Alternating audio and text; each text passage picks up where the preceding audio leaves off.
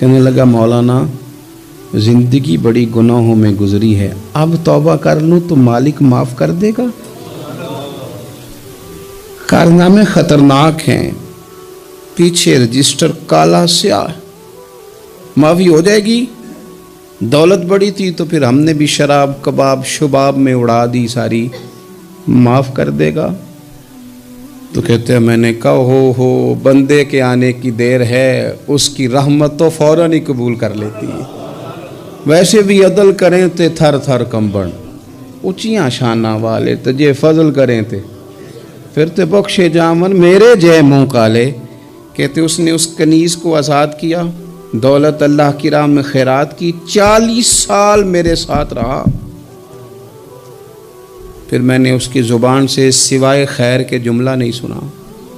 ایک کی بات کرتا تھا، کہتا تھا شیخ کاش آپ مجھے تھوڑا پہلے مل جاتے، زندگی سے یہ گلہ ہے کہ تو ذرا دیر سے ملا ہے، پہلے مل جاتے نا تو شاید میری زندگی کچھ اور دن بن جاتے، تھوڑی دیر اللہ والے کی صحبت۔ آپ فرماتے ہیں پھر وہ 40 سال کے بعد میرے سامنے انتقال ہوا، میں نے ہی دفن کیا، میں نے ہی قبر میں اتارا، جنازے کا اہتمام بھی میں نے ہی کیا۔ میرا یار تھا، دل لگ گیا تھا، پیار ہو گیا تھا، میں پریشان رہتا۔ ایک دن خواب میں مل کے مجھے کہنے لگا فکر نہ کر، میں نے اپنے رب کو بڑا ہی مہربان پایا ہے، میں نے اسے بڑا کریم پایا ہے، معاف کرنے والا پایا ہے، درگزر کرنے والا پایا ہے، اس نے فضل فرما دیا، میرے گناہوں پر اس کے عفو و درگزر کا قلم چل گیا ہے، اور میرے حق میں جو فیصلہ آیا ہے وہ رحمت والا ہی آیا ہے، فضل والا ہی فیصلہ آیا ہے۔ عزیز دوستو، تھوڑی دیر کسی نیک آدمی کی صحبت، ایک تو یہ ہے کہ وہ صحبت، وہ لوگ ہی ہوتے ہیں جو مل کے کہتے ہیں چھوڑ ساری دنیا داری ہے، پیسے ہوں تو سارے ٹھیک ہیں۔ یہ لوگ ہی ہیں جو یہ سبق بھی پڑھاتے ہیں، وہ لوگ ہی ہیں وہ کہتے ہیں چھوڑ یار، کون سے درویش، کون سے مولوی، کون سے دیندار، سب اسی طرح کے ہی ہیں۔ یہ لوگ ہی ہیں جو کہتے ہیں چھوڑو میاں تم کس چکر میں پڑ گئے، ابھی تو اتنی عمر پڑی ہے۔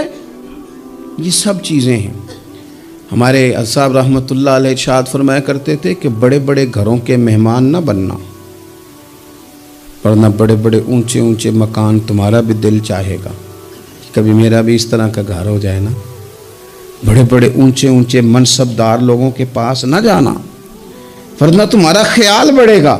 دعوت کے لیے جانا، پیغام حق کے لیے جانا، وہ معاملہ ایک الگ ہے، لیکن اس شوق سے جانا کہ یہ بڑا آدمی ہے، فرمایا تمہارے لیے مشکل ہو جائے گی۔ تمہارا دل کہے گا کہ تو اتنے بڑے گھر میں کیوں نہیں رہ سکتا۔ اور پھر میں نے یہ بھی دیکھا ہے کہ بڑے بڑے خیر والے لوگ تھے لیکن صحبت بری مل گئی، لوگ نہیں ٹھیک مل سکے، مشیر نہیں ٹھیک مل سکے، معاونین نہیں ٹھیک مل سکے، رستے میں رہ گئے۔ صحیح بخاری میں ایک بادشاہ کا واقعہ ہے، بادشاہ کا۔ میں نے جب اسے پڑھا تو میں حیران ہی رہ گیا کہ یہ جو مشیر وزیر ہوتے ہیں یہاں تک لے جاتے ہیں بندے کو۔ ہرقل بادشاہ نے حضرت ابو سفیان رضی اللہ تعالیٰ عنہ، جو اس وقت ابھی کلمہ نہیں پڑھتے تھے، ان کو بلا کے نبی پاک علیہ السلام کے بارے میں ساری باتیں پوچھی، ایک ایک بات اس نے حضور کے بارے میں پوچھی، اور آخر میں یہ بھی پوچھا کہ کیا انہوں نے معاذ اللہ کبھی جھوٹ بولا ہے؟ تو ابو سفیان کہنے لگے نہیں، قربان جاؤں، میری مخالفت اپنی جگہ پہ، لیکن وہ میرے سامنے پیدا ہوئے ہیں، 40 سال کی عمر میں اعلان نبوت کیا ہے، ان کی گود میں بیٹیاں کھیلتے میں نے دیکھی ہیں، ان کے مقدس بال میرے سامنے سفید ہوئے ہیں، محبوب نے جب بھی بولا حق اور سچی بولا ہے۔ اس کی نہ طبیعت میں دین اتر گیا بادشاہ کی۔ اس نے اس کے جواب میں بڑا خوبصورت جملہ کہا، کہنے لگا جس نے بندوں سے کبھی جھوٹ نہیں بولا وہ یہ جھوٹ کیوں بولیں گے کہ میں اللہ کا رسول بن کے آیا۔ اس کی طبیعت تسلیم کر گئی کہ نبی پاک علیہ الصلوۃ والسلام سچے اور آخری نبی ہیں، اور اس نے اظہار بھی کیا، کہنے لگا مجھے یہ تو امید تھی کہ اللہ کے آخری محبوب علیہ السلام اپنی شانوں، عظمتوں، رفعتوں، بلندیوں سمیت تشریف لانے والے ہیں، پر یہ نہیں پتا تھا کہ وہ اہل عرب میں سے آئیں گے۔ اس نے کہا میں جلدی سے حاضر ہو کے نا حضور کی اطاعت قبول کرتا ہوں، لیکن بادشاہ تھا نا، بڑا آدمی جو ہوتا ہے نا وہ اپنے ماحول کو ذرا تھوڑا ساتھ لے کے چلنا چاہتا ہے، تو بادشاہ نے بھی نا اپنے جتنے اس کے وزیر مشیر تھے ان کو بلایا، اور اپنے محل میں دعوت دی. ذرا انداز دیکھیے گا. اور خود بالا خانے کے اوپر چڑھ گیا, دروازے بند کر لیے, اور اوپر چڑھ کے نا انہیں بالا خانے سے جھانک کے کہنے لگا تمہیں بھی پتہ چل گیا, مجھے بھی پتہ چل گیا, اللہ کے آخری رسول تشریف لے آئے صلی اللہ تعالی علیہ وسلم. اب میرا خیال ہے کہ ہماری اور تمہاری بہتری اور بقا اسی میں ہے کہ ہم بیٹھے نہ رہیں, جلدی سے جا کے محبوب پاک کے دامن کو تھام لیں, حضور کی فرما برداری قبول کر لیں. اب جب بادشاہ نے یہ بات کی تو وہ جو وزیر تھے, مشیر تھے, ان کی حالت اتنی خطرناک ہو گئی کہ وہ تو دروازوں کی طرف دوڑے کہ کھولیں گے اور نوچ لیں گے بادشاہ کو. یہ کیا کہہ رہا ہے معاذ اللہ. اس قدر زیادہ ان لوگوں نے اظہار کیا استغفر اللہ معاذ اللہ دین سے دوری کا. جب بادشاہ نے یہ کیفیت دیکھی نا, اوہو, بندے دیکھ کے رب رسول سے دور رہ گیا. کہنے لگا نہیں بھائی, نہیں, میں تو صرف تمہیں آزما ہی رہا تھا کہ تم اپنے دین کے ساتھ کتنے پختہ ہو. ہم نہیں کہیں بھی جا رہے, ہم یہیں رہیں گے, یہی ہمارا دین رہے گا. ان وزیروں نے, مشیروں نے, دوستوں نے, قریبی لوگوں نے رسول اللہ کی غلامی میں نہیں آنے دیا. اتنا برا اثر کرتے ہیں یہ مشیر وزیر, اتنا خوفناک حال کر دیتے ہیں انسان کا قریب رہنے والے لوگ کہ سامنے کرم کا دریا بہ رہا تھا, لیکن اس کی بدقسمتی دیکھو, وہ دور اس لیے رہ گیا کہ اس کے دوست ٹھیک نہیں تھے, مشورہ دینے والے ٹھیک نہیں تھے, قریب رہنے والے ٹھیک نہیں, یہ دور رہ گیا. اور نجاشی کلمہ پڑھ کے محبوب کا مسلمان ہو گیا. اور حضرت عائشہ صدیقہ فرمایا کرتی تھی نجاشی وہ خوش قسمت مسلمان ہے کہ جب وہ دنیا سے گیا تو اس کی قبر سے بھی نور نکلا کرتا تھا. اس نے نہیں بادشاہ دیکھی, غلامی کی رسول کریم. اور اس نے اپنے مشیروں پر, لوگ تو یہاں تک بری صحبت اثر کرے گی کہ وہ دین سے دور لے جائے گی. اور ایک تو ہے دین کے قریب آنا. جو لوگ کہتے ہیں نا میرا دل نہیں بدلتا, جو لوگ کہتے ہیں میری کیفیت نہیں بدلتی, ذوق نہیں آتا, تو یہ حدیث بتاتی ہے کہ ذوق بھی کوئی خاص صحبت میسر آئے تو پھر ہی قائم رہتا ہے. وہ جو محبوب علیہ السلام نے فرمایا نا کہ اللہ کا بندہ وہ ہے جسے دیکھو تو رب یاد آ جائے. خاص لوگ ہوتے ہیں جن کی صحبت میں بیٹھنے سے انسان کا دل اللہ سے جڑتا ہے, رسول اللہ صلی اللہ علیہ وسلم سے جڑتا ہے, دین پر عمل کرنے کو طبیعت چاہتی ہے. ایسے لوگوں کی صحبت کتنی مفید ہے وہ ہمیں اس حدیث سے عکس کرنا ہے. حضرت حنظلہ رضی اللہ تعالیٰ عنہ اور مرکز وفا اور اس امت کے ادب اور عشق میں استاد حضرت ابو بکر صدیق رضی اللہ تعالیٰ عنہ, یہ دونوں حضور کی بارگاہ میں گئے, انداز کا اختیار کیا, کہنے لگے یا رسول اللہ صلی اللہ علیہ وسلم ہمارے دل کی تو کیفیات دو قسم کی ہیں. حضور جب ہم آپ کے پاس ہوتے ہیں نا, جنت اور دوزخ کا ذکر سنتے ہیں, ہمیں یوں لگتا ہے جنت اور دوزخ ہماری آنکھوں کے سامنے. دل کے اندر فوراً جذبات ابھر آتے ہیں کہ اب ہر خیر کا کام کرنا ہے, اب جنت ہی کی طرف مائل ہونا ہے. ہماری قلبی کیفیات, ہماری باطنی کیفیت بدل جاتی, نور علی نور ہو جاتا ہے سارا کچھ. لیکن حضور جب ہم آپ کی بارگاہ سے اٹھ کے گھر جاتے ہیں, بال بچوں کے پاس جاتے ہیں, تو پھر وہ حال نہیں رہتا. یا رسول اللہ صلی اللہ علیہ وسلم یہ کیا ہے؟ تو محبوب نے کیا فرمایا, آپ یقین کریں جو اہل طریقت اور تصوف ہے نا, یہاں ان کی روحیں مچل جاتی ہیں. حضور فرمانے لگے حالت ایک طرح کی نہیں رہتی, ہاں اگر تمہاری وہی حالت رہے جو تمہاری میرے پاس ہوتی ہے, اگر کیفیت باطنیہ وہی رہے جو میری بارگاہ میں ہوتی ہے, تو فرمایا تم بستروں میں موجود ہوں اور فرشتے آ کے تم سے سلام کریں. تم ابھی رستوں میں ہو اور فرشتے تم سے ملاقات کریں, اگر تمہاری کیفیت وہ بن جائے جو یہاں ہوتی ہے, اگر تم اسی پر جم جاؤ, وہی حالت ہو جائے, تو پھر تو فرشتے گویا آئیں تمہاری زیارت کے لیے, تمہاری ملاقات کے لیے فرشتے آئیں. اگر کیفیات بدل جائیں کسی اللہ کے بندے کی بارگاہ میں بیٹھ کر, تو پھر اس کیفیت کو برقرار رکھنے کی کوشش کی جائے. اگرچہ حضور نے فرما دیا کہ کیفیات ایک جیسی نہیں رہتی, اور چلو میرے بھائی تھوڑی دیر کے لیے ہی صحیح, جتنی صحبت میسر آئے. شاید اسی لیے امام اعظم ابو حنیفہ رحمۃ اللہ علیہ کی عمر 60 سال سے زیادہ تھی, تو کسی نے پوچھا حضور کتنی عمر ہے؟ فرمایا عمر ہے 3 سال۔ حضرت آپ تو علم، عمل، روحانیت، معرفت کے شاہ سوار ہیں، تو ساری داڑھی سفید اور آپ کہہ رہے ہیں 3 سال۔ فرمانے لگے عمر وہی 3 سال ہے جو امام جعفر صادق کی خدمت میں گزر گئی۔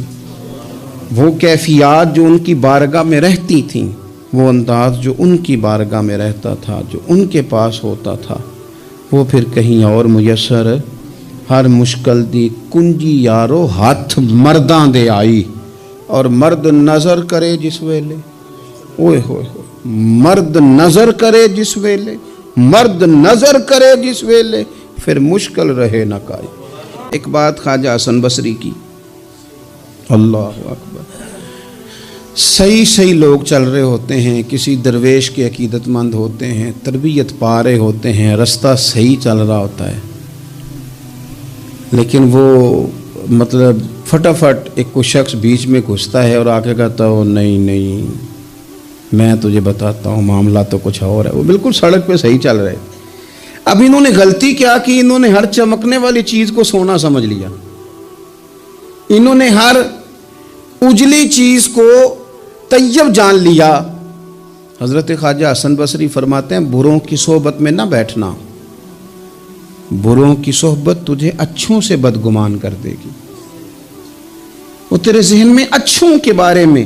حضرت پیر چنن شاہ صاحب رحمۃ اللہ تعالی علیہ آل و مہار شریف والے، حضرت پیر چنن شاہ صاحب رحمۃ اللہ علیہ کے پاس نا ایک نوجوان آیا تو پیار ہو گیا، وہ بیٹھنے لگا، طریقت سیکھنے لگا۔ وہ لوگ بھی بڑے خالص تھے، انہیں مریدوں کی صورت میں طاقت نہیں چاہیے ہوتی تھی، بلکہ انہیں مریدوں کی صورت میں وہ لوگ چاہیے ہوتے تھے جو ان کا پیغام آگے پہنچائیں، جو ان سے وہ سیکھیں، جو وہ سکھا کے انہیں دیندار بنانا چاہتے ہیں۔ تو بچہ بیٹھ گیا، حضرت بھی بڑا ہی پیار کرنے لگے، اسے دین سمجھانے لگے۔ تو اس کے والد صاحب پیچھے سے آئے اور آگے کہنے لگے پتر چل گھر چلیے۔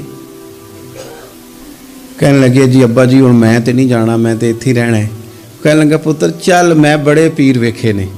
تو بیٹا بیٹھتا تھا نا صحبت میں تو کچھ میٹھی باتیں اور خوبصورت جملے اسے بھی سمجھ میں آ گئے تھے۔ کہنے لگا ابا جی تساں تے بڑے ویکھے نے، تانوں نہیں نہ کسے ویکھیا، یہ تیری نظر کا کمال ہے کہ میری زندگی کا سوال ہے، تجھے نہیں نہ کسی نے دیکھا، مجھے تو دیکھ لیا، میری مجبوری ہے کہ میں کسی کی نظر میں آ گیا، اور نظر کی جولانیاں نہ پوچھو، نظر تو وہ ظالم نظر ہے، اٹھے تو بجلی پناہ مانگے اور گرے تو خانہ خراب کر دے۔ اس لیے میں تو نظر میں آ گیا ہوں، مجھے بتائیں میں کدھر جاؤں، میرا معاملہ اور طرح کا ہو گیا۔ تو عزیز دوست آپ یہ دیکھیں کہ آپ کسی صالح بندے کی صحبت میں جا رہے ہیں اور یکدم ایک شخص آیا ہے، اس نے آ کے سارا معاملہ روک دیا۔ بروں کی صحبت اچھوں سے بدگمانی پیدا کرتی ہے۔ آپ کے دوستوں کا ٹھیک ہونا بڑا ضروری ہے، حلقہ احباب کا درست ہونا بڑا ضروری۔ آپ نے تھوڑا سا بھی جس کے ساتھ سفر کرنا ہے نا، اس بندے کا بھی ٹھیک ہونا بڑا ضروری ہے، ورنہ انسانی ذہن میں بعض لوگ ایسے سوالات چھوڑ دیتے ہیں کہ وہ سوالات نہیں ہوتے، وہ وسوسے ہوتے ہیں۔ وہ تو ایک جملہ کہہ کے گزر گیا، اور انسان ہے کہ وہ لڑتا رہا، جدوجہد کرتا رہا۔ مجھے بڑی اچھی طرح بات یاد ہے، میں اپنے احباب میں سے سمجھ لیں یا بہن بھائیوں میں سے نہ کسی کے ساتھ کو تھوڑا بہت خیر کا کام کرتا تھا اپنی توفیق کے مطابق۔ تو ایک دن میں دوبارہ سے اسی سلسلے میں اپنی خدمت کے لیے حاضر ہوا تھا، تو میں واپس لوٹا تو ایک صاحب مجھ سے کہنے لگے کنا کچھ تو سائیں پار چانا ہے، دیکھ رہے ہیں سالوں گزر گئے۔ میں آپ کو اپنی بات بتاتا ہوں، تو واقعی میرا ذہن الجھنے لگ گیا۔ واپس آنے تک میں نے کہا یار یہ کب تک، یعنی کہ تو ہر روز کوئی نہ کوئی بات سنا دیتے ہیں کہ فلانی بھی مجبوری ہے، فلانی بھی، کب تک یہ کرنا ہے؟ میرا ذہن خاصا الجھ گیا اور میں بڑی عجیب سی کیفیت میں چلا گیا۔ میں اسی پریشانی کے عالم میں تھا کہ میں نے طبقات امام شورانی کھولا، ویسے ہی بائی دا وے تو سامنے ایک بزرگ کا قول آ گیا۔ وہ کہنے لگے یاد رکھنا بندے بندوں کے محتاج نہیں، بندے رب کے محتاج ہیں، اور اگر کوئی بندہ کسی کا بھلا کرتا ہے نا تو بس اللہ نے اس کی ڈیوٹی لگائی ہے، باقی دے اللہ ہی راہ ہے۔ بندے بندوں کے محتاج اگر کوئی بندہ کسی کو کچھ دیتا بھی ہے تو وہ اللہ کی دی ہوئی ڈیوٹی سر انجام دیتا ہے. بندے او ہو میرا تو رو رو کے برا حال ہو گیا. اور میں نے کہا تو کیا سوچنے لگ گیا تھا, تو کچھ ہے؟ میں مسکین پرانا خادم کسے در ملی نہ ٹوئی, تے واصف یار نے نظر جو کیتی تے واصف ہی ہوئی. وہ پتہ سارا ہے نا سردار نو کیتیاں دا, اے دا پردہ چپایا ہی چلو بھلا ہو سی. الجھے نہیں, لوگ الجھا دیں گے آپ کو, چھوٹی سی بات کریں گے آپ الجھ نہیں, آپ کہیں گے اوہ میری وجہ سے چل رہا, تیری وجہ سے کچھ بھی نہیں چل رہا, کچھ بھی نہیں تیری وجہ سے چل رہا. بڑے بڑے تھے جو قبروں میں لیٹ گئے, ہوئے نامور بے نشاں کیسے کیسے, اور زمین کھا گئی نوجوان کیسے کیسے.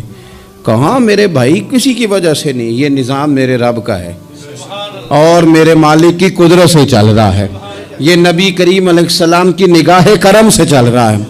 اس لیے الجھے نہیں. آپ کو لوگ الجھائیں گے, کہیں گے کب تک جی آپ تو فلانا تو بس ایسے ہوگا. نہ الجھے نہیں, کبھی نہیں الجھے. سنیں, ہمارے ارد گرد کے حلقہ یا احباب کا ٹھیک ہونا اتنا ضروری ہے کہ داتا گنج بخش علی اجویل رحمت اللہ علیہ فرماتے ہیں کہ مکہ معظمہ میں ایک شخص طواف کعبہ کر رہا تھا.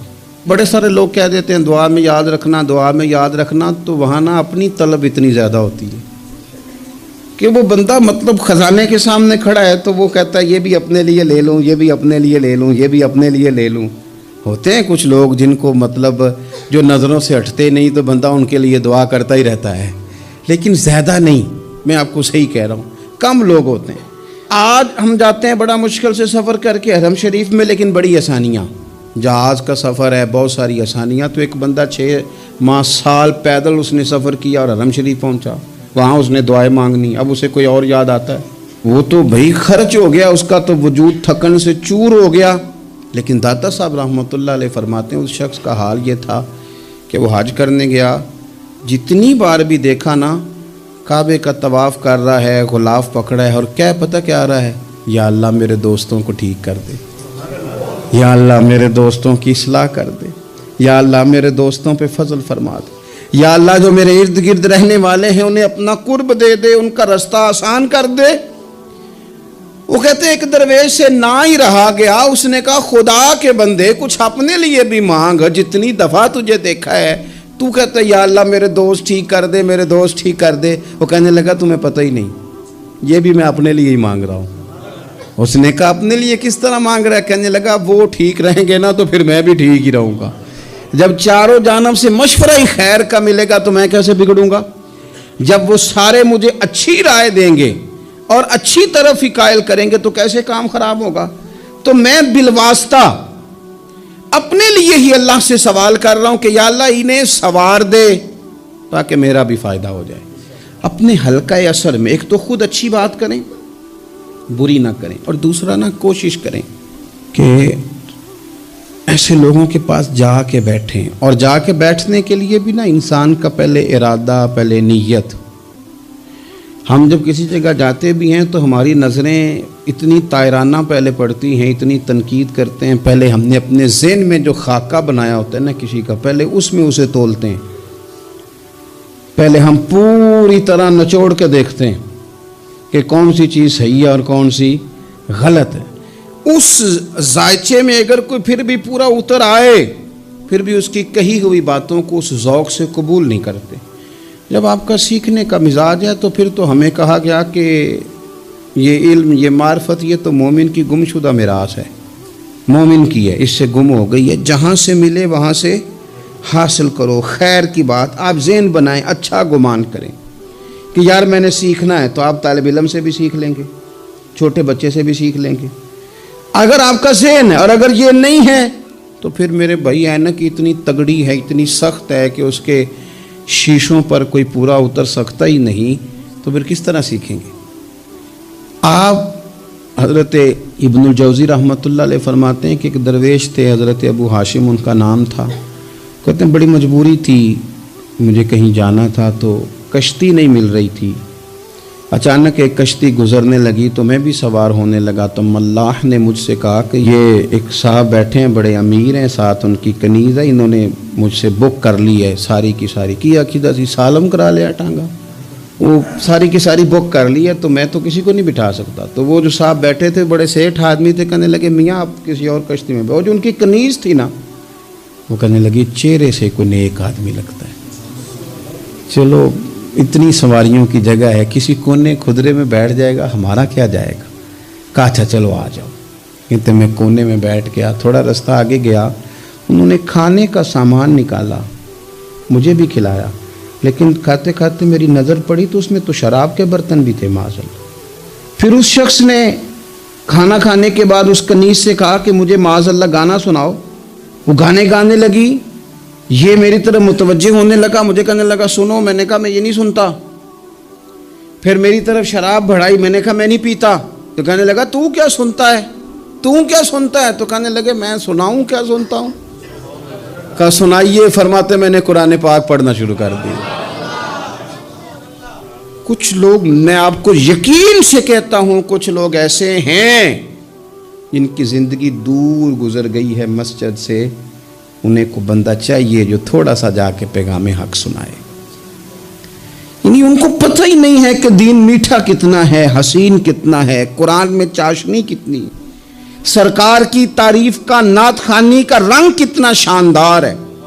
میرا یہ ماننا ہے کہ جسے رب رسول کے رنگوں کی خوشبو کا پتہ چل گیا نا، پھر دنیا کا کوئی اور رنگ اسے اپنی طرف مائل کر ہی نہیں سکتا، سوال ہی پیدا نہیں ہوتا۔ کچھ لوگوں نے سونگا نہیں ہے، آئے نہیں ہیں، قریب نہیں آئے۔ تو شیخ ابو ہاشم کہتے ہیں، مجھے کہنے لگا سناؤ نا، امیر آدمی تھا، کبھی اس طرف گیا ہی نہیں تھا، ڈھیروں لوگ ہیں جو نہیں مسجد جاتے۔ الہاکم التکاثر حتی زرتم المقابر، اللہ فرماتے ہیں کہ تمہیں دولت کی ہرس نے اتنا عجیب الجھا دیا کہ قبروں تک پہنچ گئے تم۔ بہت سارے لوگ ہیں قبر میں چلے جاتے ہیں، مسجد میں نہیں آتے۔ تو کہتے ہیں میں نے اسے چند آیتیں سنائیں، اس کی تو کیفیت ہی بدل گئی۔ اللہ تبارک و تعالیٰ نے نا اپنے بندوں کی اس کمزوری پر بھی اپنے بندوں کو یہ رہنمائی کی ہے کہ چونکہ تم نے اثر قبول کرنا ہے، لہذا اس طرح کرنا کہ صالح نیک لوگوں کی صحبت میں بیٹھنا، اور جو برے لوگ ہوں ان سے خود بخود پرہیز کرنا، ان کے پاس ہی نہ جانا۔ ضروری نہیں ہے کہ بچے کو آگ جلا ہی دے، لیکن بچہ چونکہ اس کا اثر لے لے گا، وہ اسے پتہ نہیں کہ وہ آگ ہے، لہذا اس کی ماں اسے نصیحت کرتی ہے کہ بیٹا تو آگ کے پاس جا ہی نہ، ایسا نہ ہو کہ تو چلا جائے اور تیرے لیے بہت زیادہ نقصان کا باعث یہ چنگاریاں بن جائیں۔ اللہ تبارک و تعالیٰ نے نا ہمیں صالحین کی صحبت اختیار کرنے کا کہا اور برے لوگوں سے بچنے کا کہا۔ اور اگر قرآن مجید کی زبان میں سادہ ترجمہ کیا جائے تو ایک قوم کے پاس بیٹھنے کو کہا اور 2 مرتبہ پرہیز کا کہا، صراط الذین انعمت علیہم، ان لوگوں کے رستوں پہ چلو جو انعام یافتہ ہے۔ وہ ایک گروہ بتایا، اور غیر المغضوب علیہم ولا الضالین، ان سے بچو جن پر غضب ہوا اور وہ جو رستے سے بھٹک گئے، گمراہ ہو گئے۔ پرہیز کی باری آئی تو 2 لوگ بتائے، بھٹکے ہوئے سے بھی بچنا، اور جو فضل والے نہ ہوں، غضب والے ہوں، ان سے بھی بچنا۔ تو صالح صحبت، اچھی صحبت، نیک لوگوں کے ساتھ اٹھنا بیٹھنا۔ قرآن مجید کی سورہ توبہ میں اللہ کریم ارشاد فرماتے ہیں والمؤمنون والمؤمنات بعضهم اولیاء بعض، مومن مرد اور مومن عورتیں ایک دوسرے کے مددگار ہیں، دوست ہیں، مددگار ہیں۔ کیا مدد کرتے ہیں؟ وہ مالی مدد کرتے ہیں، ان کو معاشی طور پر سپورٹ کرتے ہیں؟ نہیں، ارشاد فرمایا یأمرون بالمعروف وینہون عن المنکر، وہ نا بھلائی کا حکم دیتے ہیں اور برائی سے منع کرتے ہیں، یہ والی مدد کرتے ہیں ایک دوسرے کی، یہ مومنوں کا کمال ہے۔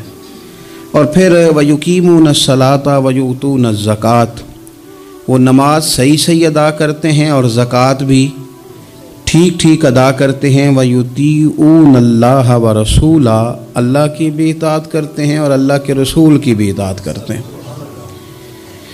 ان کی مدد یہ ہے ایک دوسرے کے لیے کہ وہ بھلائی کا حکم دیتے ہیں، برائی سے منع کرتے ہیں، مل کے نمازیں پڑھتے ہیں، زکوٰۃ ادا کرتے ہیں، اللہ اور اس کے رسول کی اطاعت کرتے ہیں۔ فرمایا اولئک سیرحمہم اللہ، قربان جائے کیا انداز کریمانہ ہے رب کریم کا۔ فرمایا یہ وہ لوگ ہیں جن پر اللہ ضرور رحم فرمائے گا، جن پر اللہ اپنے فضل سے ضرور رحم کرے گا، اللہ ضرور رحمت کرے گا ان لوگوں پر، اس لیے کہ یہ ایک دوسرے کے مددگار ہیں۔ ان اللہ عزیز حکیم، اور بے شک اللہ غالب حکمت والا ہے۔ ایک دوسرے کی مدد خیر کے کاموں میں کرنی چاہیے۔ نبی کریم صلی اللہ تعالیٰ علیہ وسلم نے فرمایا کہ اپنے بھائی کے مددگار بن جاؤ، چاہے وہ ظالم ہو یا مظلوم ہو۔ فوری طور پر انسانی ذہن میں سوال اٹھتا ہے کہ یا رسول اللہ صلی اللہ تعالیٰ علیہ وسلم، یہ مظلوم کی مدد تو سمجھ میں آتی ہے، ظالم کی مدد کیسے کریں؟ تو اللہ کے حبیب علیہ الصلوۃ والسلام دیکھیں کتنا نفسیات کے قریب، کتنا آسان کر کے، کتنا انسانی سطح جس کو بڑی جلدی قبول کرے، اس طرح حضور نصیحت فرماتے، یا رسول اللہ صلی اللہ تعالیٰ علیہ وسلم یہ بھلا ظالم کی مدد کیسے کریں؟ تو حضور نے فرمایا اسے ظلم کرنے سے روک دو، یہی تمہاری اس کے لیے مدد ہے۔ تم اسے سمجھاؤ کہ یہ بات غلط ہے، تم اسے کہو کہ تم زیادتی پر ہو، تم اسے کہو کہ تم غلط بات پہ اڑ گئے، تم اسے سمجھاؤ کہ جس رستے کے تم مسافر بنے ہو یہ رستہ ٹھیک نہیں ہے، یہ تمہاری مدد ہوگی اس کے لیے۔ تم اپنے دوست کو، بھائی کو، عزیز کو، رشتہ دار کو قائل کرو کہ وہ غلط کام نہ کرے، یہ تمہاری مدد ہے اس کے لیے۔ تم مددگار بن گئے اپنے اس بھائی کے۔ اچھے لوگوں کی صحبت، اچھے لوگوں کے پاس اٹھنا بیٹھنا، آج کل اس کا ترجمہ اور بھی کیا جا سکتا ہے کہ اچھے لوگوں کو سننا، اچھے لوگوں کی بات پر توجہ دینا۔ ہمارا نا ایک مزاج ہے ذائقہ بدلنے کا، یعنی یہ طبیعت بڑی انوکھی ہے لوگوں کی، کہتے ہیں یہ تو بات روز سنتے ہیں، کوئی انوکھی بات نہ سنیں، اس چہرے کو تو روز دیکھتے ہیں، کوئی انوکھا چہرہ نہ دیکھیں۔ لیکن درویش کیا کہتے ہیں؟ کہتے ہیں پاہویں سونے ملن ہزارہ، آسان نہیں یار بٹونا۔ او بھائی یہ مطلب سنو تو صحیح جی فلانا کیا کہہ رہا ہے۔ او بھائی خدا کے بندے پہلے تو اپنوں کی تو سن لے، وہ تو سمجھ لے، اس پر تو تھوڑا سا تو غور کر لے۔ ہم اس طرح الجھ جاتے ہیں اور قصداً الجھاؤ پیدا کرتے ہیں، ادھر بھی تھوڑا گئے، ادھر بھی تھوڑا گئے، اتنی بھی تھوڑی سنی۔ ٹھیک ہے، یہاں تو آپ پھر اتنا وقت رکھتے ہوں کہ سب کی بات سنیں، اور اتنی صلاحیت رکھتے ہوں کہ اس کو پرکھ بھی سکیں، اور آپ اپنی ذہنی سطح پہ لا کے پھر صحیح کو صحیح کہنے کی طاقت رکھتے ہوں، غلط کو غلط کہنے کی اور جاننے کی صلاحیت رکھتے ہوں، تو آپ یہ کام کریں۔ لیکن اگر ایسا نہیں ہے تو پھر تو آپ اثر قبول کریں گے، پھر تو معاملات اور طرح کے ہو جائیں گے۔ اس لیے کوشش کریں کہ صالحین کی سنگت، نبی پاک صلی اللہ تعالیٰ علیہ وسلم نے فرمایا، میرا خیال ہے اس عنوان پر اس سے زیادہ قیمتی بات نہیں ہو سکتی۔ اللہ کے حبیب علیہ الصلوۃ والسلام نے فرمایا کہ انسان اپنے دوستوں کے دین پہ ہوتا ہے۔ اوئے ہوئے، اتنی بڑی بات فرمایا، انسان اپنے دوستوں کے مذہب پر ہوتا ہے۔ اس لیے سوچ کے بنایا کرو کہ یار کسے بنا رہے ہو، غور کر لو، اس کو دوستی کو، یارانے کو، اٹھنے بیٹھنے کو معمولی سا کام نہ سمجھنا۔